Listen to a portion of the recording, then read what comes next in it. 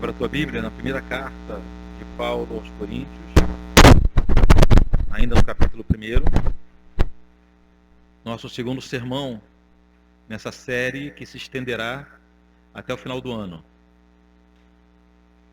1 Coríntios, capítulo 1. Vamos ler hoje do versículo 10 ao versículo 17. 1 do 10 ao 17.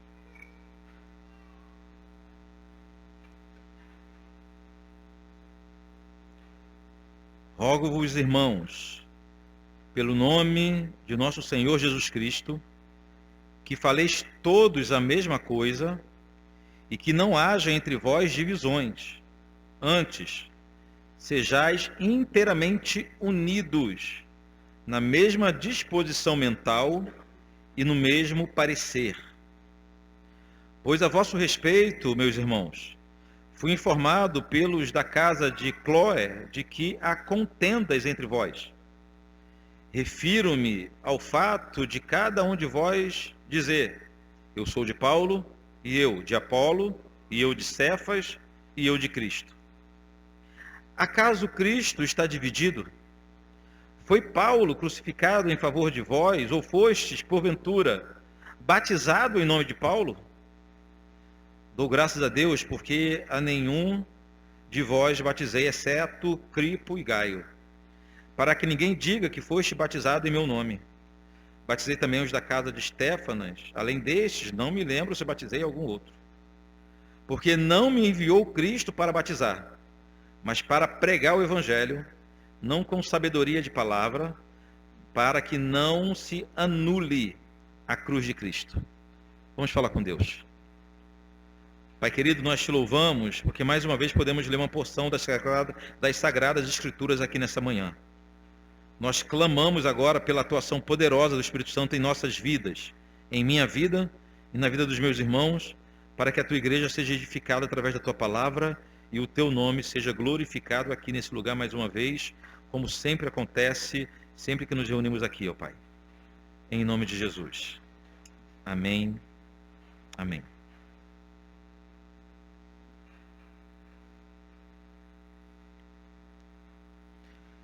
Semana passada, na primeira mensagem dessa série, nós vimos que a igreja de Corinto estava se tornando semelhante à sociedade de Corinto. Vimos que Corinto era uma cidade altamente imoral, corrupta, em litígio, pagã, idólatra, e o problema é que a igreja estava se tornando semelhante à cidade. Aqueles que deveriam ser luz na cidade já podiam ser confundidos com todos os demais moradores. A igreja de Corinto estava adoecendo em práticas pecaminosas, mas também em falhas doutrinárias, que não deixa de ser um pecado também. Porém, queridos, surpreendentemente, o apóstolo Paulo iniciou sua carta elogiando aquela igreja. Segundo Paulo, aquela igreja era uma igreja santa, madura e fiel. E nós aprendemos aqui que a igreja de Corinto, mesmo considerando todos os seus problemas, só era santa, madura e fiel porque o Senhor a santificava no sentido de a separar, a amadurecia no sentido de dar a elas dons espirituais e fazia com que ela permanecesse sendo fiel, no sentido que é o Senhor quem derrama graça para a nossa perseverança. Tudo é o Senhor que faz, é o Senhor quem separa, é o Senhor quem amadurece e é o Senhor quem preserva a sua igreja. Passado esse primeiro momento na carta de Paulo, aparentemente o apóstolo ergue então a espada do Espírito e começa a tratar dos problemas mais sérios da igreja. Depois dele se apresentar elogiando a igreja, com elogios sinceros, corretos, e entendemos porque ele elogiou a igreja no início da carta, mas agora ele pega a espada do Espírito Santo, que é a palavra de Deus, e começa a cuidar, a tratar de cada pecado, de cada falha, de cada prática errada que estava acontecendo na igreja da cidade de Corinto. Isso ele faz a partir de então. A grande pergunta é: o que você trataria em primeiro lugar? Se você recebesse um relatório constando todas as falhas terríveis de uma igreja, dentre as quais práticas absurdas de imoralidade, desvios teológicos em situações seríssimas, como dons espirituais, como vida após a morte. A ceia era uma bagunça, o culto era uma desordem. Ninguém sabia nada sobre o amor, ninguém sabia nada sobre caridade, ninguém sabia nada sobre dons espirituais, ninguém sabia nada sobre disciplina eclesiástica, ou sabiam e tinham esquecido nos poucos anos que Paulo já tinha plantado a igreja. Os problemas eram gigantes, vários. Qual desses você acha que o apóstolo deveria tratar em primeiro lugar? Qual desses você acha que o apóstolo deveria dar sua primeira atenção?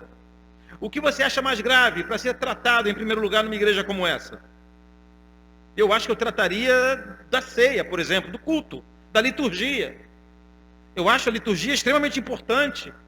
E uma igreja que falha em sua teologia do culto vai falhar em tudo na sua vida. Ou eu cuidaria das questões imorais que estavam acontecendo dentro da igreja. A imoralidade é um pecado que gera, ou gerava já nessa igreja, um escândalo dentro e fora da igreja. Ou seja, havia muitos assuntos sérios para o apóstolo tratar, cuidar em primeiro lugar.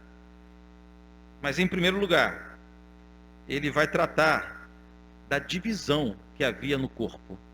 Havia divisão na membresia. Por algum motivo, ele achou isso mais importante, mais urgente do que as questões doutrinárias e as questões morais. Os pecados que estavam acontecendo na igreja, outros pecados, quer dizer. Por algum motivo, Paulo priorizou a comunhão. Paulo priorizou resolver a divisão que estava no meio da igreja. Que, obviamente, para o apóstolo, que entende mais de igreja do que eu, do que nós, ele deveria achar isso muito mais importante, muito mais urgente. De nada adiantaria tratar de outras questões, enquanto o corpo de Deus permanecesse dividido. Esse foi o assunto escolhido por Paulo para iniciar essa parte exortativa de sua carta, a divisão no meio da congregação. O texto começa assim no versículo 10. Rogo-vos, irmãos, pelo nome do nosso Senhor Jesus Cristo, que faleis todos a mesma coisa e que não haja entre vós divisões. Antes, ou seja, sejais inteiramente unidos, na mesma disposição de mente e no mesmo parecer. Queridos, primeiramente é de admirar o tom paternal que Paulo inicia esse ponto da sua carta. Ele poderia usar palavras mais duras, porque ele tinha autoridade sobre essa igreja. Ninguém mais do que Paulo poderia exortar a igreja de forma mais dura. Porém, ele usa um tom paternal. Mais do que isso, ele começa praticamente implorando que a igreja o ouvisse. O que tem aqui é Paulo implorando. Rogo-vos. O que é rogar? É implorar, é clamar. Rogo-vos, irmãos, pelo nome do nosso Senhor Jesus Cristo. Rogar tem o sentido de implorar, de clamar. E o que Paulo tanto implora nesse momento? Ele implora pela unidade da igreja. Que faleis todos uma coisa e que não haja. Antes, sejais inteiramente na mesma disposição de mente e no mesmo parecer. Falar a mesma coisa. Ter a mesma disposição mental. Ter o mesmo parecer. Era só isso. É difícil. Fala a verdade, é difícil. Todo mundo falar a mesma coisa? Ter a mesma disposição mental? Ter o mesmo parecer? É difícil isso? Você está pensando, é impossível. Pode parecer estranho, irmãos, mas isso não significa que a vontade de Paulo era que todos na igreja pensassem da mesma forma. Não era isso. Paulo não estava dizendo que na igreja todos deveriam ter a mesma opinião sobre tudo. Não era isso. Paulo também não tinha a pretensão de que na igreja todos deveriam ter o mesmo gosto em tudo. Pensar igual, agir igual e falar de forma uniforme. Não era essa a intenção de Paulo.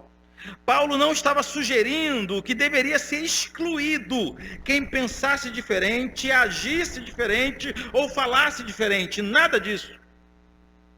A gente tem dificuldade de entender esse ponto, por isso que a gente acha que é impossível o que Paulo está pedindo, está rogando. Em primeiro lugar, apesar de Paulo estar rogando, clamando aqui, é palavra de Deus, então para a gente é uma ordem.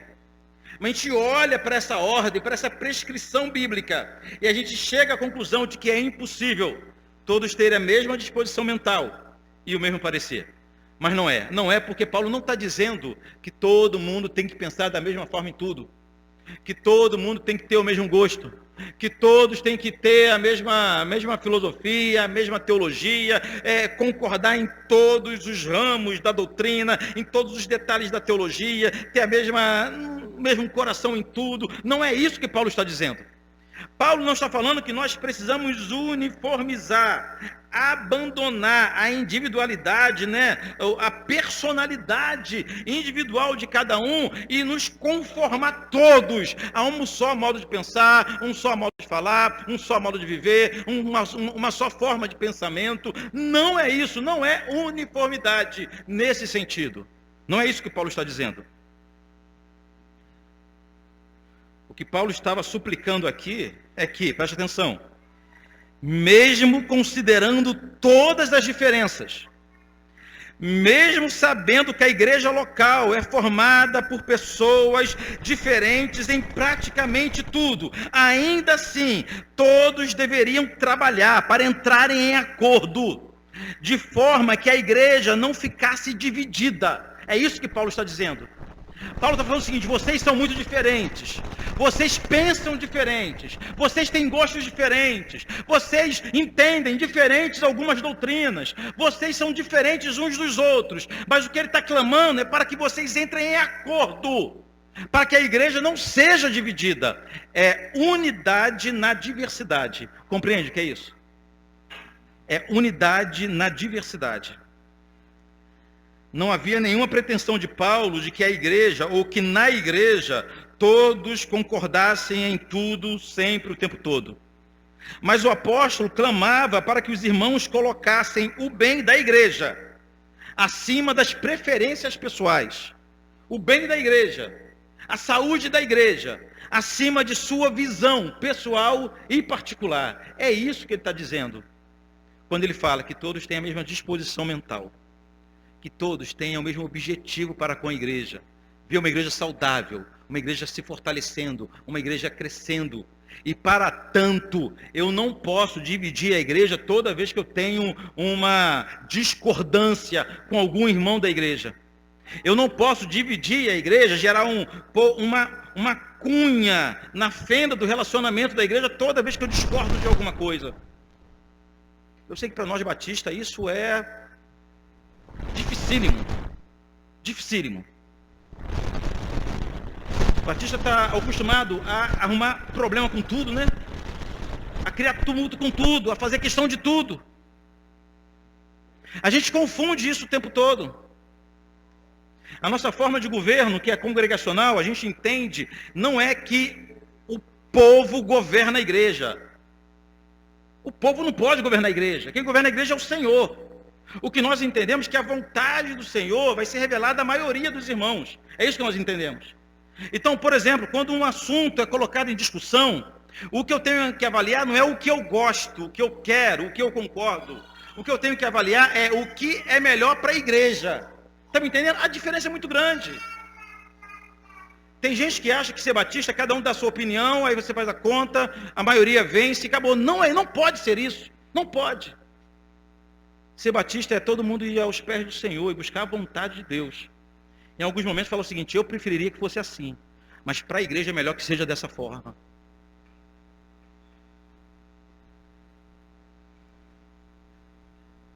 Colocar o bem da igreja a saúde da igreja acima das preferências pessoais, que na maioria das vezes são em questões irrelevantes.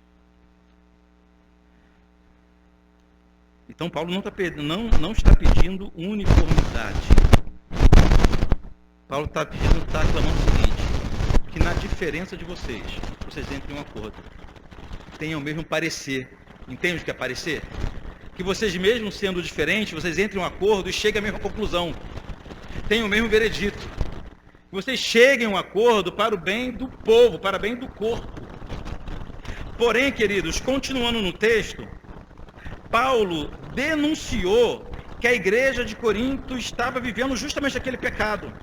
Olha o versículo 11, o que diz: pois a vosso respeito, meus irmãos, fui informado pelos da casa de Cloé de que há contendas entre vós. Nós não sabemos quem foi Cloé, nós não sabemos. O que sabemos é que alguém da sua família procurou Paulo, provavelmente para pedir ajuda, porque a igreja que ele plantou estava morrendo. Algum parente de Cloé foi até Paulo com relatório do que estava acontecendo na igreja. A igreja estava dividida, segundo esse relatório, em pelo menos 4 grupos, 4 partidos, 4 facções dentro da igreja de Corinto. No versículo 12: refiro-me ao fato de que cada um de vós dizer: eu sou de Paulo, e eu de Apolo, e eu de Cefas, e eu de Cristo. 4 grupos distintos dentro da igreja. Há um detalhe importante aqui, um pequeno detalhe, é pequeno, mas é importante por causa do que ele revela, né? Quando o texto aqui no versículo 12 diz que cada um de vós, significa que não havia exceção na igreja. Todos na igreja estavam envolvidos naquela divisão. Todos na igreja tomaram partido. Todos na igreja estavam envolvidos naquela desgraça que estava acontecendo na igreja de Corinto. Cada um de vós, não há uma única exceção entre vocês. É possível que essa pessoa, parente de Cloé, que foi fazer o relatório, estava envolvido também nesse partidarismo dentro da igreja. A igreja estava dividida em 4 grupos, como vimos. Não sabemos quais eram as características de cada grupo. O que sabemos é que esses grupos se identificavam como seguidores de algum líder proeminente, seja na igreja, seja no cristianismo. O primeiro grupo se dizia ser o grupo de Paulo. Paulo foi o plantador da igreja, então muito provavelmente eram irmãos que estavam lá desde o início, e o pessoal que está desde o início é um pessoal que pode ser gente estranha, né? Não é verdade? Quem está aqui com a gente desde o primeiro culto? A Maísa está aqui com a gente desde o primeiro culto. A Maísa fica toda soberba, toda orgulhosa. O pessoal que está desde o início tende a se sentir dono de alguma coisa. Aqui não acontece isso, graças a Deus, e não acontecerá. Mas a gente vê isso acontecendo em outras igrejas. Aqueles que se sentem dono da congregação. Conhecemos igrejas onde o corpo, a igreja, não aceita novos membros. Não aceita. Você pode visitar lá, você vai ser bem-vindo, mas quando você fala que quer se tornar membro, vai todo mundo virar cara para você. Se sentem dono de uma propriedade, dono de um patrimônio. Eu não sei se era isso que acontecia com esse grupo que se chamava Ser de Paulo.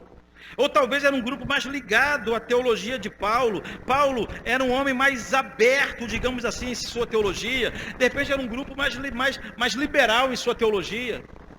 Mais afinidade com Paulo, deturpando essa liberdade que Paulo pregava. Talvez. O outro grupo era o grupo de Apolo, um servo de Deus, um grande servo de Deus. Apolo ele foi discipulado em Corinto pelo casal Áquila e Priscila. Apolo deveria ser um homem erudito, um pregador erudito.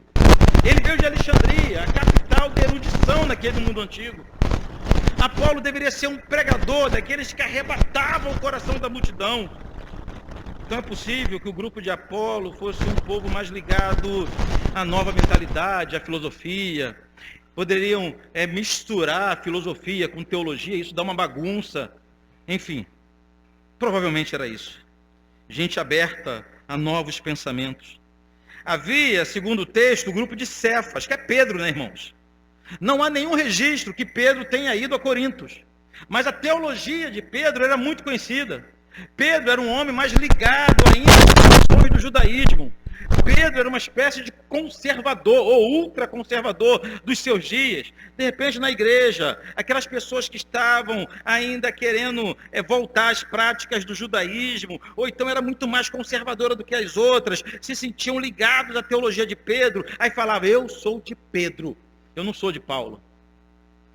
E por fim, o grupo que se dizia ser de Cristo. Isso não é um bom sinal. Como Paulo, ele classifica, ele enumera, ele cita esse grupo que se dizia ser de Cristo, como os demais grupos, é fato, é claro, que esse grupo também eram de pessoas que estavam prejudicando a igreja. Há quem imagine que o grupo que se dizia ser de Cristo era pior do que os outros. Aquele que não queria se subordinar a nenhum líder, aquele que falava que o seu pastor é Deus, aquele que queria ser dono da própria vida, exclusivista, achava que só ele era crente de verdade, ninguém mais era crente. Enfim, 4 grupos de pessoas estranhas, pessoas doentes, uma igreja dividida em partido, uma igreja que estava caminhando bravamente, mas para o precipício, para a morte. É impossível uma igreja sobreviver muito tempo nesse estado, irmãos, fragmentada e em guerra com os seus membros. É impossível. Para desfazer aquela confusão, para começar a atacar aquele problema, Paulo ele faz 3 perguntas retóricas. O tom dessas perguntas nos dá a impressão que agora acabou a paciência. Aquele trecho da carta que começou de forma paternal, aparentemente agora explodiu em uma exortação mais dura. Olha o versículo 13. Acaso Cristo está dividido? Foi Paulo crucificado em favor de vós outros, em favor de vós? Ou fostes, porventura, batizados em nome de Paulo? A primeira pergunta é, acaso Cristo está dividido? No original seria assim, por acaso Cristo foi dado em partilhas? Por acaso Cristo foi dado em parcelas? No sentido de, por acaso, cada um de vocês podem se apossar de Cristo apenas daquela parte que vocês desejam? Por acaso Cristo está dividido de forma que você vai se apossar de Jesus, você vai servir, vai se alegrar em Cristo, somente daquela porção que te agrada? Cristo é dividido dessa forma. Cristo foi dado de forma parcelada, de forma que cada grupo da igreja vai ter um Cristo diferente, ou vai se relacionar com Cristo de forma diferente. Cristo foi dado em partilha? Cristo está dividido? Obviamente que não. A segunda pergunta, foi Paulo crucificado em favor de vós? Essa pergunta é tão absurda, justamente para demonstrar que a divisão na igreja é algo quase que irracional, não faz sentido. Paulo usa o seu nome como exemplo, mas essa pergunta também poderia ser aplicada ao nome de cada um dos seus amigos. Ao nome de Paulo, ao nome de Pedro, ao nome de Apolo.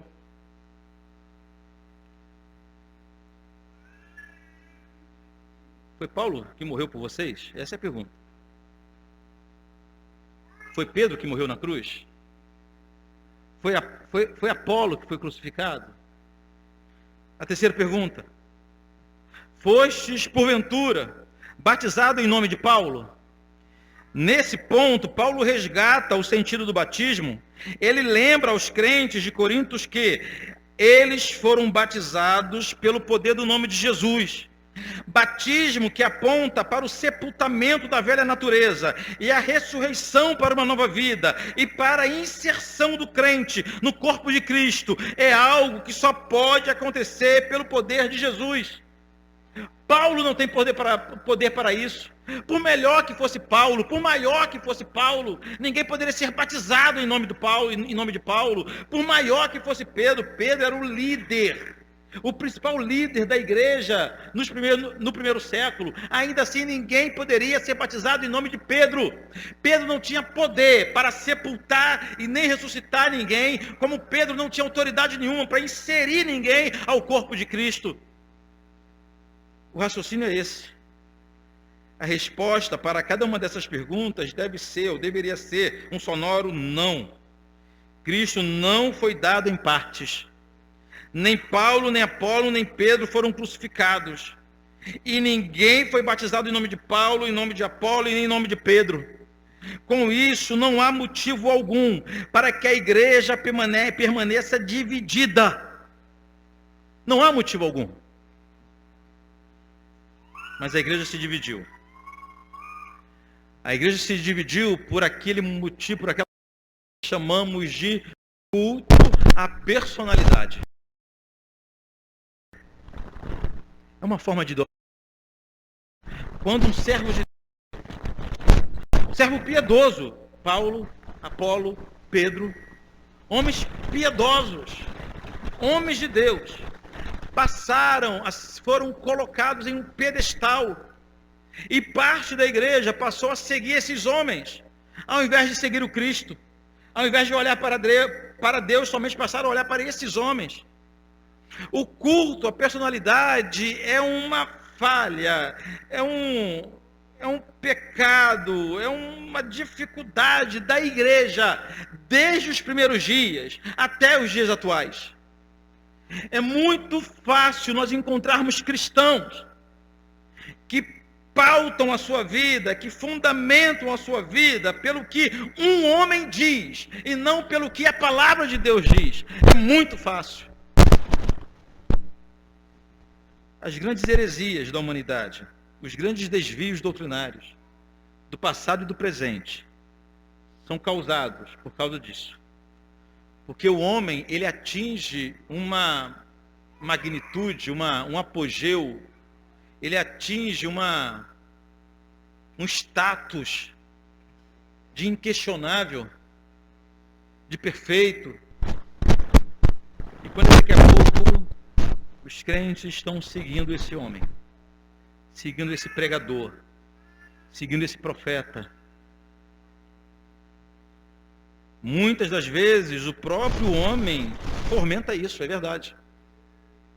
Mas aqui nós estamos vendo um exemplo de homens com uma vida ilibada, que jamais ensinou ninguém a ir atrás deles. Pelo contrário, ninguém era mais desapegado do que o apóstolo Paulo em sua vida missionária. Contudo, começaram a idolatrar Paulo, Pedro e Apolo. Quando homens são divinizados, Cristo é deixado de lado. Exatamente isso estava acontecendo na igreja de Corinto.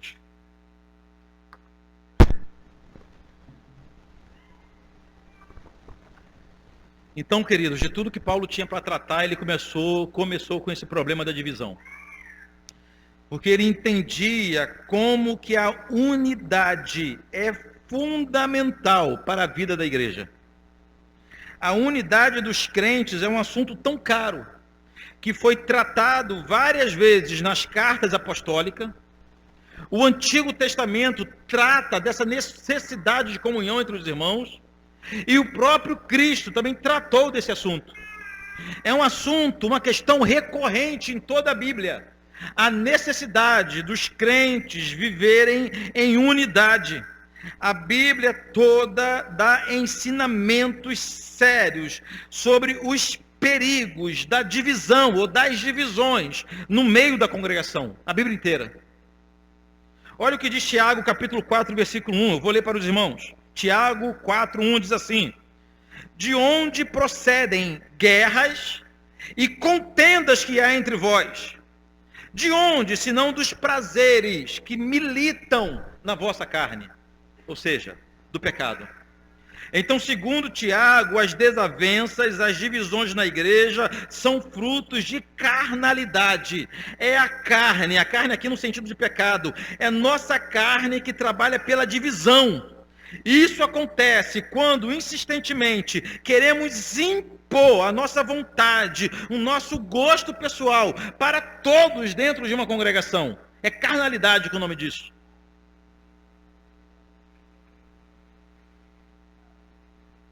Pessoas que não têm a capacidade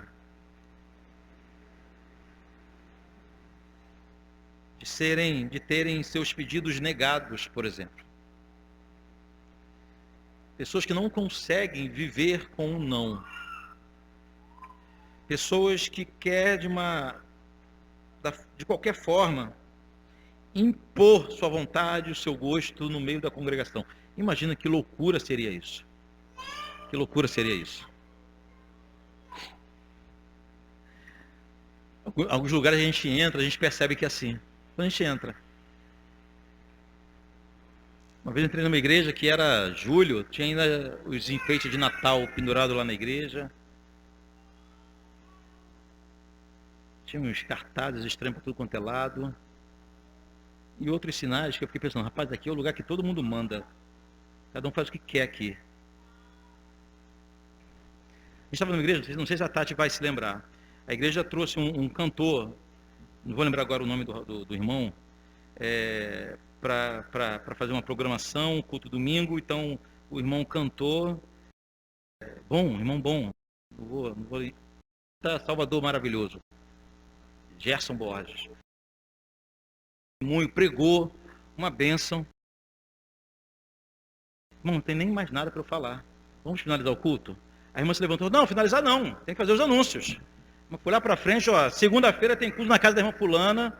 Falei, rapaz, pastor aqui em nada é a mesma coisa. A gente percebe, no nosso meio batista foi desenvolvido essa cultura estranha.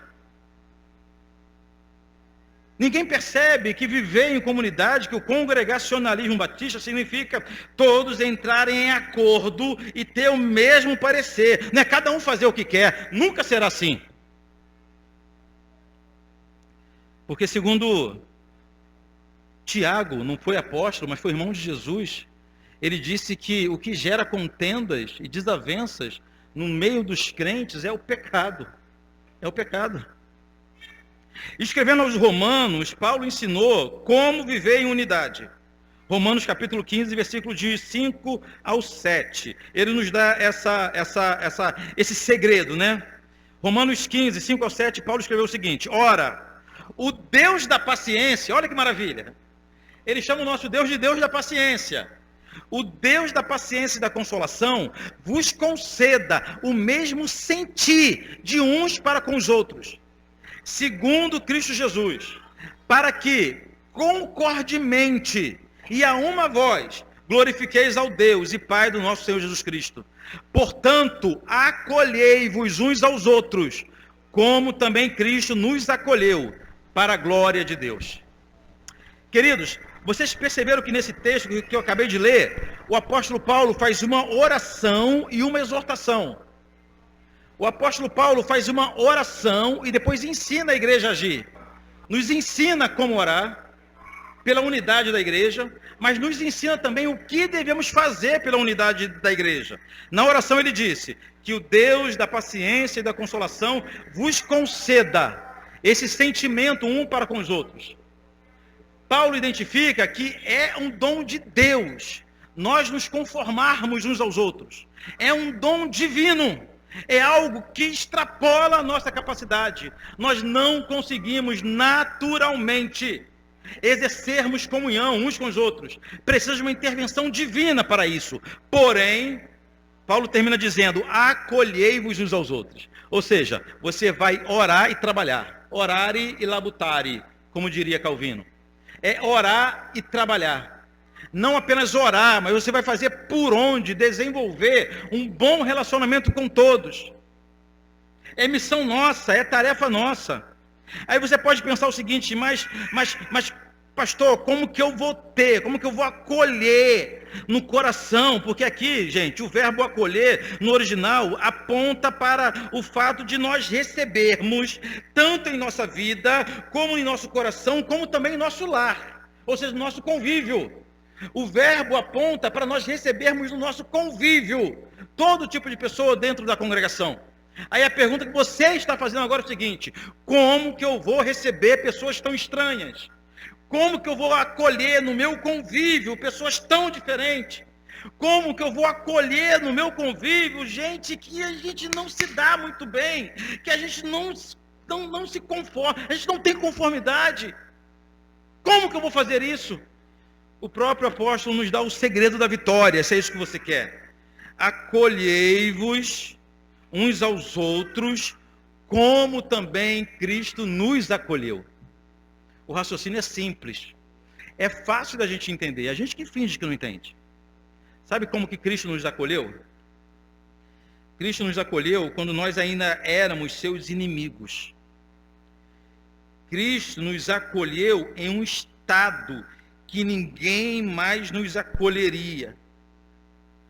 Cristo nos acolheu apesar de sermos completamente diferentes de Cristo. Estávamos afundados em nosso pecado. Estávamos mortos em nosso pecado. Foi quando Cristo olhou para cada um de nós. Ele não ignorou nossas falhas e nossos pecados. Ele não ignora isso. Mesmo considerando os nossos pecados, mesmo considerando nossas falhas terríveis, mesmo considerando nossa personalidade intragável, Ele nos acolheu. Aí o apóstolo Paulo está dizendo o seguinte: acolhei uns aos outros, como Cristo nos acolheu. Não é de outra forma. De outra forma, você não vai conseguir.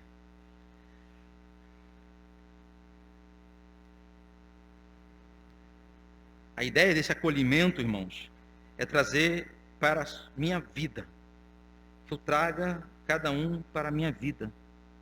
Percebam como isso vai para além do relacionamento que apenas que nós temos aqui domingo de manhã. Você já contou quantos irmãos você só vê domingo de manhã?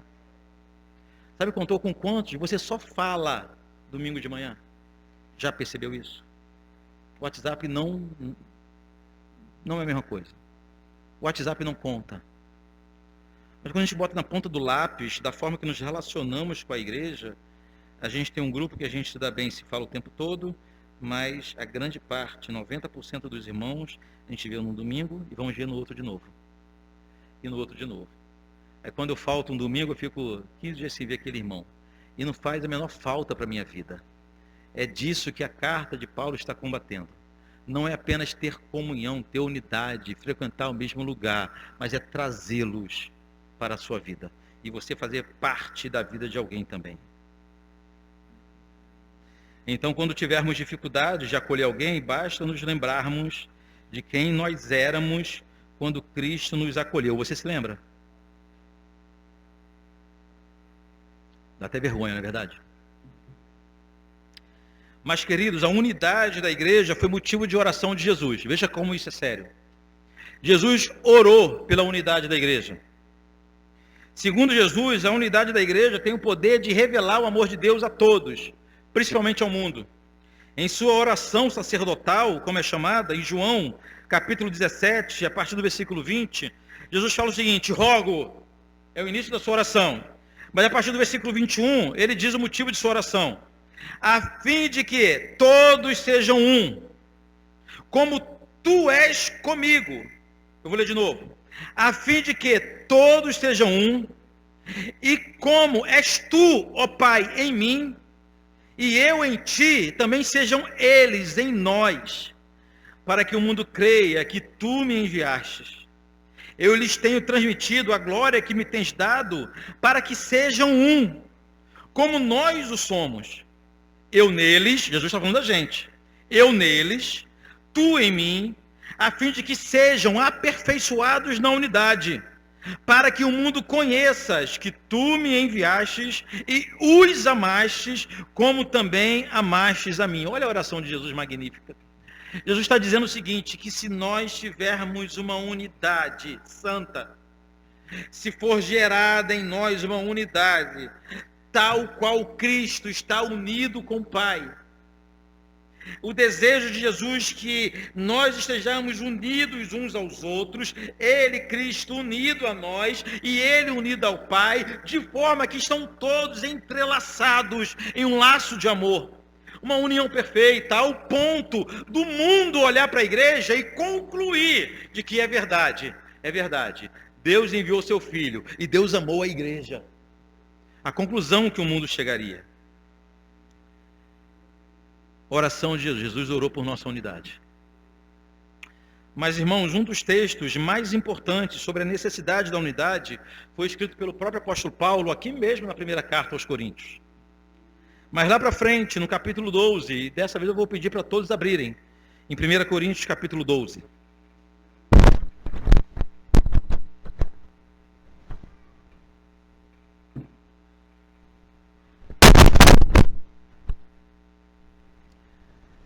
O texto áureo sobre a necessidade da unidade está aqui em 1 Coríntios 12. Você já abriu? Olha aqui para mim. Nesse ponto, irmãos, a palavra de Deus nos ensina que a unidade da igreja não é fruto apenas da necessidade de convivência. Alguém pode argumentar isso? Nós precisamos conviver uns com os outros, né? Então vamos gerar união, unidade aqui entre nós, para melhorar a convivência.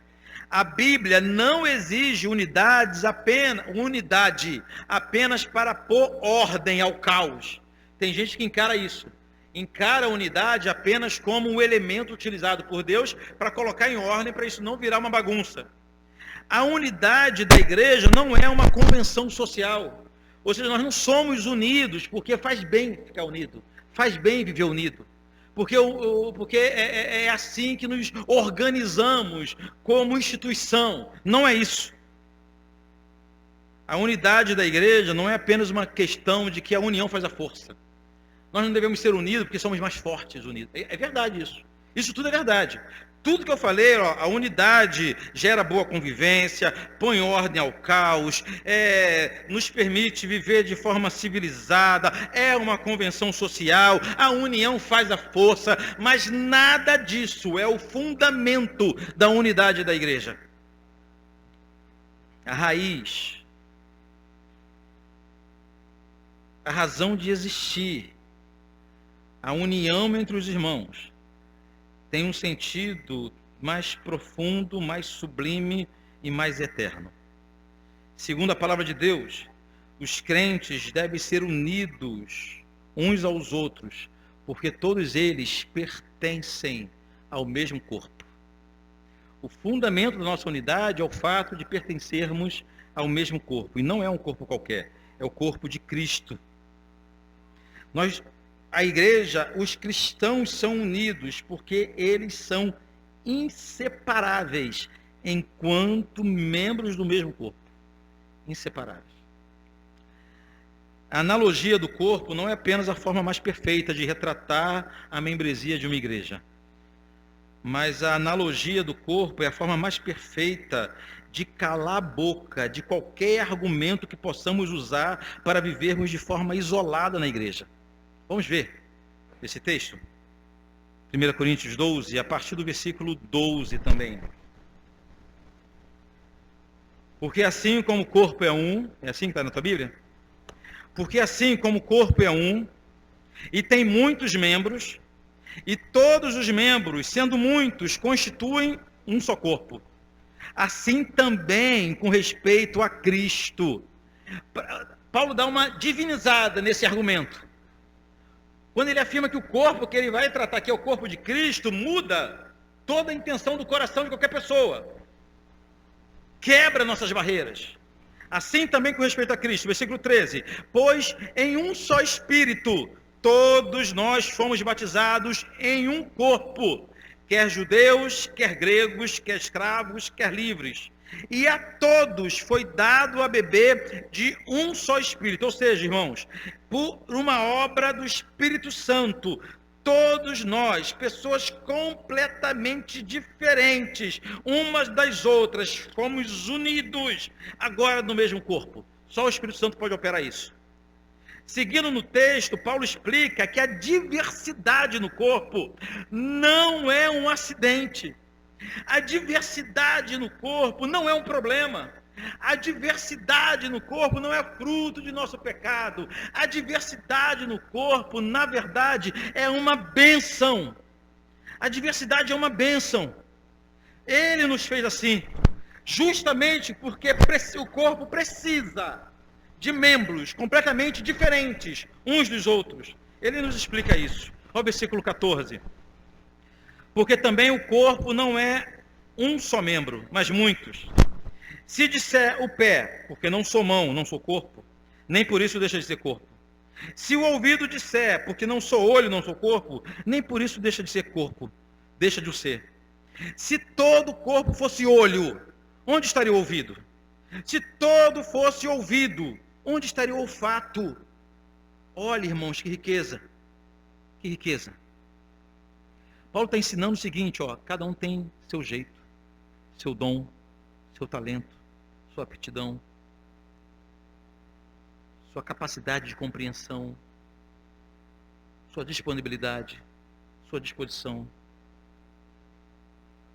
Esse texto serve tanto para acalmar o coração daqueles que sofrem pelo fato de não ser igual aos outros, queria ter o talento que os outros têm, como também serve para não menosprezar aqueles que são diferentes.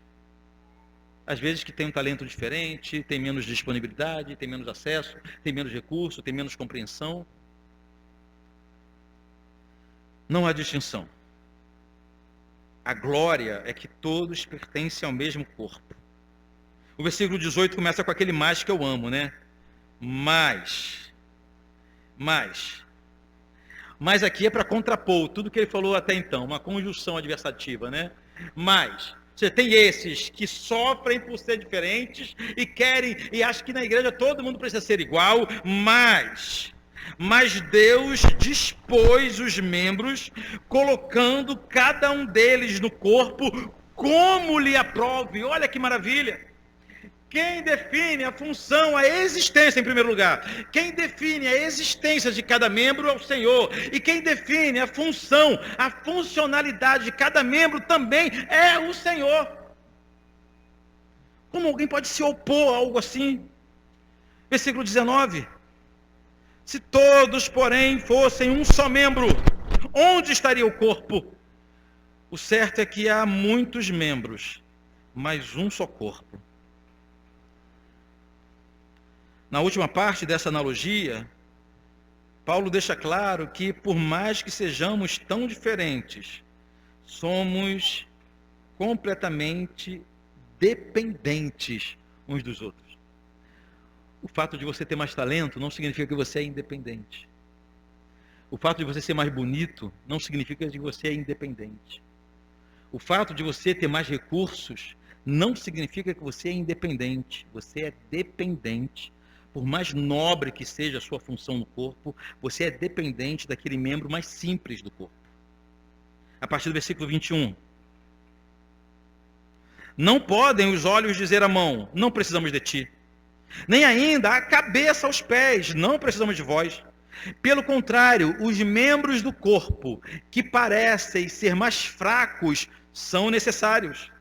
E os que nos parecem menos dignos do corpo, a estes damos muito maior honra. Também aos que em nós não são decorosos, os irmãos entendem muito bem isso, revestimos de especial honra. Mas os nossos membros nobres não têm necessidade disso. Contudo, mais uma vez aquele contudo, o mesmo sentido do mais. Deus coordenou o corpo, concedendo muito mais honra àquilo que menos tinha, para que não haja divisão no corpo, pelo contrário, cooperem os membros com igual cuidado, um em favor dos outros, de maneira que, se um membro sofre, todos sofrem com ele, e se um deles é honrado, com eles todos se regozijam. Que maravilha, que maravilha. Para mim essa aqui é a melhor definição de corpo, a melhor definição de corpo, a melhor definição. Para sermos um corpo, a exclusão de um membro tem que doer em nós como uma amputação. Ontem, na formação de obreiros, conversávamos sobre uma das marcas de uma igreja saudável, a disciplina eclesiástica. Hoje, fora de moda nas igrejas. Não aqui. Mas nós comentávamos que a disciplina caiu em desuso. O que era a disciplina?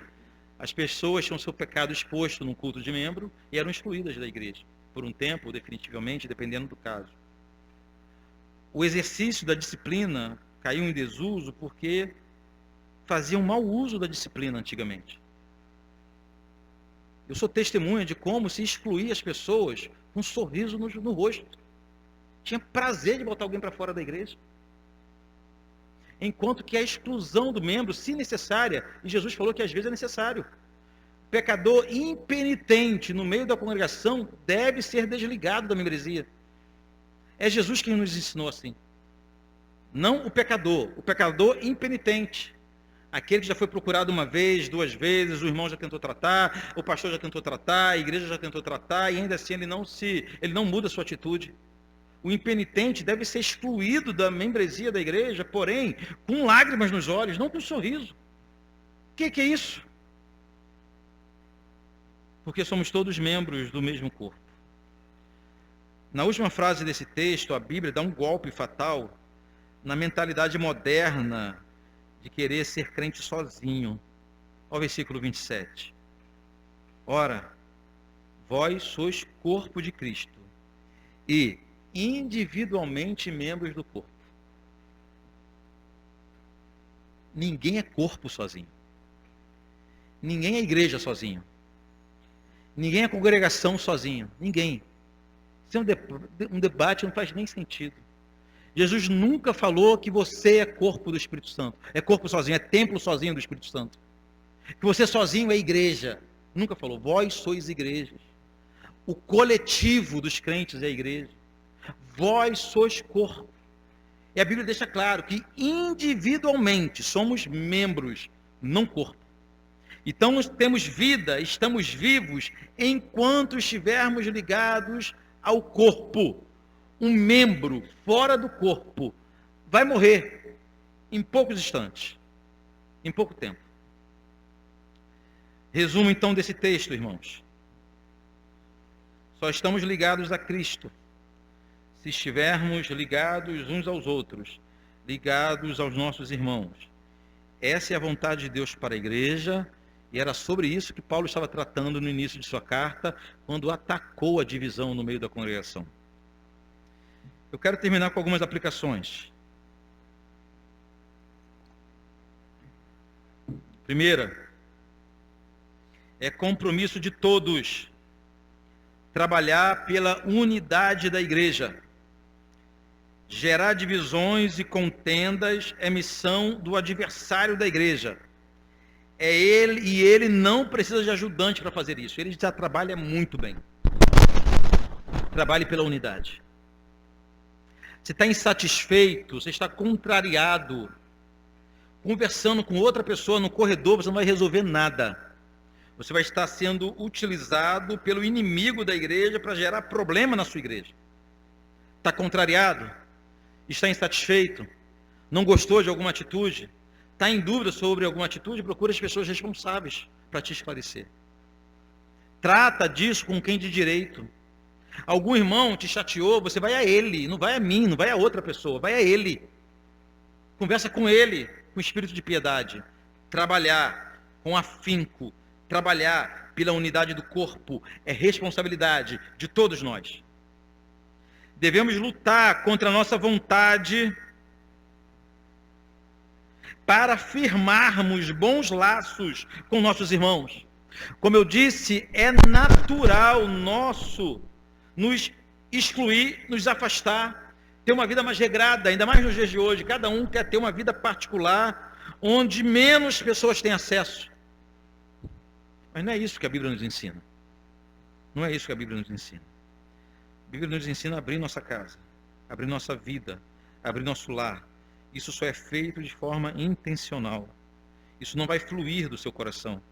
O seu coração quer ficar sozinho no canto. A única maneira de superarmos nossas diferenças é olhando para o Calvário. A cruz de Cristo mostra que somos todos igualmente pecadores. Nisso não há distinção entre nós. A cruz nos iguala. Acabou nossas diferenças aos pés de Cristo. Olhe para a cruz. Perceba o quanto você é pecador. Você vai começar a perceber que o pecado do seu irmão vai começar a diminuir em relação aos teus pecados. Ao ser tentado falar mal ou prejudicar de alguma forma um irmão, lembre-se que tua ação será contra um membro do corpo de Cristo. Quando você afronta alguém, Quando você prejudica alguém, quando você critica de forma leviana alguém, você está criticando, afrontando, prejudicando, magoando, ferindo alguém que faz parte do corpo de Cristo. É o corpo de Cristo que você está ferindo. Pensem muito bem nas consequências. A unidade da igreja, a união dos irmãos, jamais surgirá naturalmente, como eu já disse. Naturalmente nós nos isolamos com quem temos mais afinidade sempre. Para que cresçamos em comunhão e unidade, precisamos de atos concretos e intencionais. Eu separei aqui alguns exemplos para te ajudar. Eu sei que você quer ser uma pessoa diferente. Então eu trouxe alguns exemplos básicos, práticos, para te ajudar. Primeiro, invista mais tempo em uma boa conversa, antes e depois do culto. Não sai daqui correndo, não. Você não vai morrer se você almoçar mais tarde domingo. Na verdade, é uma característica de crentes almoçar mais tarde no domingo. O domingo não é teu. Não é você que define o horário do teu almoço domingo. Para com isso. Invista tempo com a tua igreja. Passe um tempo com seus irmãos. Não tenha pressa de sair, tenha pressa de chegar aqui. Não tenha pressa de sair. O almoço vai sair mais tarde, mas Deus será glorificado em tua vida. Procure falar com quem você menos conhece. Menos conhece. De forma intencional. Aquela irmã ali eu falei pouco, esqueci o nome dela, conheço ela de vista, aquele irmão falei pouco. Procure essa pessoa. Fale com ele, se apresente. Converse. Dá um presente para ele, manda ele pegar um livro ali, uma caneca, tem caneca sobrando. Dá uma caneca de presente para o seu irmão. Se aproxime intencionalmente de quem você menos conhece. Marque um café durante a semana. Queridos, a hospitalidade... Ontem a gente conversava aqui também sobre esse mesmo assunto. Por Deus. Uma das marcas de um presbítero é a sua hospitalidade. A casa tem que ser aberta de um presbítero. Citamos sérios exemplos de homens que estão no ministério e têm a sua vida pessoal inacessível. Aqui na igreja a gente faz o seguinte, eu adquiri o seguinte hábito. Quem chega na igreja vai fazer o discipulado lá na minha casa. Cria um grupo, quando pode, vai fazer o discipulado na minha casa. Ou seja, a gente já chega apresentando a minha casa. O meu convívio, os meus filhos, como é que eles são, como é que a porta fica aberta e já sabe o caminho e pronto. Não há ninguém aqui que não tenha acesso à minha casa, se quiser, a hora que precisar. Do presbítero, isso é exigido, mas é esperado esse tipo de hospitalidade de todo cristão. Marca um café durante a semana, faz um bolo, vai ali no shopping, mas conversa com mais um ou dois irmãos. Não passa a semana longe da tua igreja. Participe dos grupos de estudo, de trabalho. É uma boa ferramenta. Eu sei que na correria, às vezes você não tem tempo. Você é alguém que quer muito se envolver, quer muito se aproximar, mas não tem tempo. As irmãs, as mulheres têm um grupo de estudo toda segunda-feira à noite, online. Você vai fazer isso em casa. Os homens poderão ter também.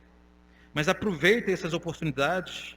E por fim, ore para que o Senhor converta o teu coração. Com você ou sem você, nós teremos uma igreja unida aqui nesse lugar. Amém? Sim,